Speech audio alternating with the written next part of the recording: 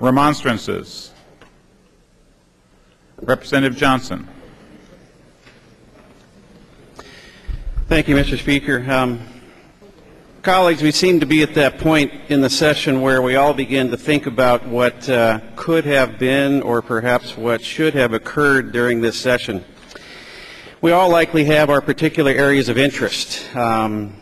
We all can likely point to a bill or two or maybe 10 that we wish still had life because we believe the bill could have provided a positive and beneficial effect to Oregonians. My area of interest today is education.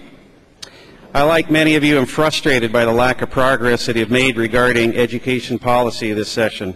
And my frustration really stems from two factors. First of all, I'm frustrated because of the reality of what the current state of affairs is at our local school district level. Here are just a few facts. Some of these will not be news to you.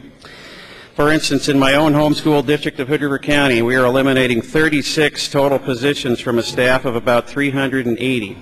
Pretty good size cut.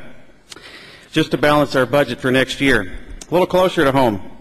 North Clackamas School District, 142 teaching positions will be eliminated next year, 9 administrator positions, approximately 10 classified positions, and 6 lost days of instruction. But the king is this. Salem-Keizer School District, 140 classified positions, 10 administrator positions, 275 teachers will not be in the classrooms next fall, and an additional 3 days of lost instructional time.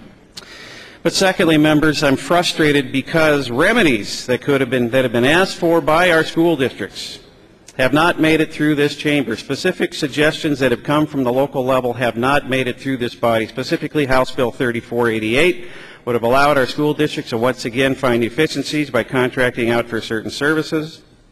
House Bill 3539 would have, for the first time, allowed our districts to negotiate contracts that are based on economic realities, that would have eliminated unsustainable contracts that are resulting in layoffs and lost instructional time as roll-up costs cannot be absorbed by districts. Both of these bills were potential tools that our local school districts could have used to put more money in the classrooms and to build sustainable budgets that are good for kids. But the reality is that we are here. This session is winding down, and the legislative help that has been asked for is likely not on the way. And colleagues, what saddens me most is the expectation that next spring our newspapers will once again be filled with news of more teacher layoffs and lost instructional time. I hope I'm wrong. Thank you, Mr. Speaker. Further remonstrance.